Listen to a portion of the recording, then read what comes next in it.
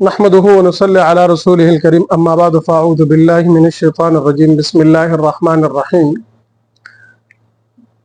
बस हमने अल्लाह रब्बुल इज़्ज़त से मोहब्बत करने के हवाले से एक बहस शुरू की थी।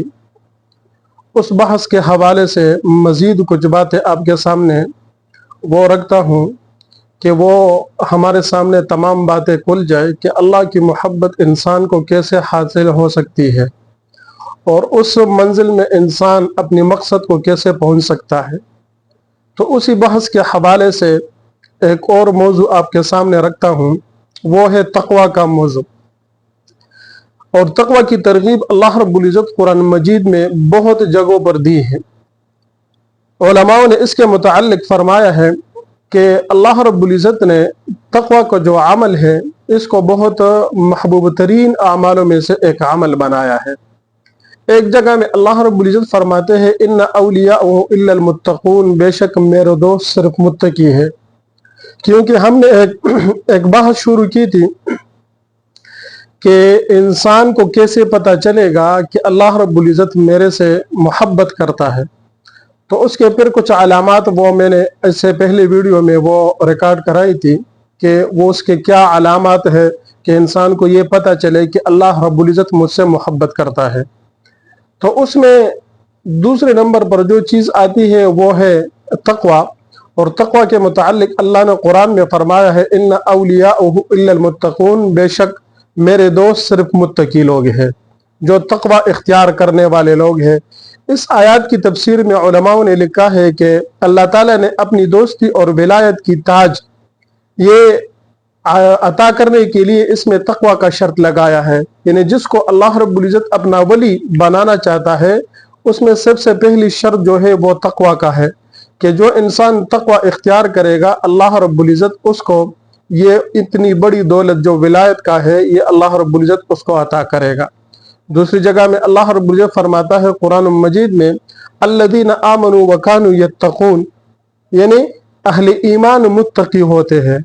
जो शख्स ईमान ले आए और वो मुत्तकी ना हो तो फिर ये कामिल मोमिन नहीं हुआ। ये कामिल मोमिन तब बनेगा जब ये ईमान लाए और ये अहले तक़वा हो, ये अल्लाह रब्बुल इज़्ज़त से डरने वाला हो। तो अल्लाह ने भी कुरान में फरमाया है अल्लज़ीना आमनू व कानू यत्तक़ून, यानी जो लोग ईमान लाए वो कौन लोग होते हैं, वो मुत्तकी होते हैं। यानी ये नहीं हो सकता कि एक बंदा ईमान भी ले आए और वो मुत्तकी भी ना हो, उसके दिल में अल्लाह का डर और खौफ भी ना हो, ये नहीं हो सकता। अगर ऐसा है तो ये कामिल मोमिन नहीं हो सकता। तीसरी जगह में अल्लाह रब्बुल इज़्ज़त फरमाते हैं तक़वा के मुताल्लिक़ इन्ना अक्रमकुम इंदल्लाहि अत्क़ाकुम, यानी तुम में सबसे मुअज़्ज़ज़ अल्लाह के नज़दीक वो है जो गुनाहों से बचता है, जो अपने आप को गुनाहों से बचाए। अल्लाह रब्बुल इज़्ज़त के नज़दीक सबसे महबूब बंदा और मकबूल बंदा वो है जो अपने आप को गुनाहों से बचाए। क्योंकि अल्लाह ने कुरान में खुद फरमाया है, दूसरी जगह में अल्लाह फरमाता है अल्लाहु वलियुल मुत्तक़ीन, अल्लाहु वलियुल मुत्तक़ीन, अल्लाह मुत्तकियों का दोस्त है। यानी जो शख्स तक़वा इख्तियार करता है वो अल्लाह रब्बुल इज़्ज़त से डरता है, वो तन्हाई में, वो मजलिस में, वो रात में, वो दिन के वक़्त, हर वक़्त जो है वो ये बात उसके दिल में रहती हो कि अल्लाह रब्बुल इज़्ज़त मुझे देख रहा है, अल्लाह रब्बुल इज़्ज़त मेरे सामने है, अल्लाह रब्बुल इज़्ज़त मेरे साथ है। तो ऐसे लोगों के मुताल्लिक़ अल्लाह क्या फरमाते हैं कि यही लोग अल्लाह रब्बुल इज़्ज़त के दोस्त हैं। एक और जगह में अल्लाह रब्बुल इज़्ज़त फरमाते हैं इन्नमा यतक़ब्बलुल्लाहु मिनल मुत्तक़ीन, अल्लाह के यहाँ सिर्फ अहले तक़वा के आमाल कबूल है। यानी आमाल तो हम सब लोग करते हैं, हम सब नमाज पढ़ते हैं, रोज़ा रखते हैं, सदका खैरात तमाम वाजिबात अदा करते हैं, लेकिन आया इन तमाम आमाल के साथ तक़वा हमारे अंदर है कि नहीं है? क्योंकि अल्लाह रब्बुल इज़्ज़त अपने कलाम में खुद फरमा रहे हैं इन्नमा यतक़ब्बलुल्लाहु मिनल मुत्तक़ीन, अल्लाह रब्बुल इज़्ज़त सिर्फ मुत्तकी लोगों के आमाल कबूल करते हैं। और इसके बाद अल्लाह क्या फरमाते हैं इन्नल्लाह युहिब्बुल मुत्तक़ीन, बेशक अल्लाह ताला मुत्तकियों से मोहब्बत करता है।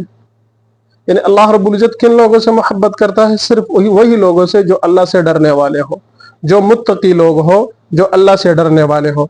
और इसके बाद अल्लाह रब्बुल इज़्ज़त ने एक और जगह में इसका तज़किरा किया है। अल्लाह फरमाते हैं वलिबासुत तक़वा ज़ालिका खैर, लिबास और तोशा के बगैर इंसान कहीं भी नहीं जा सकता।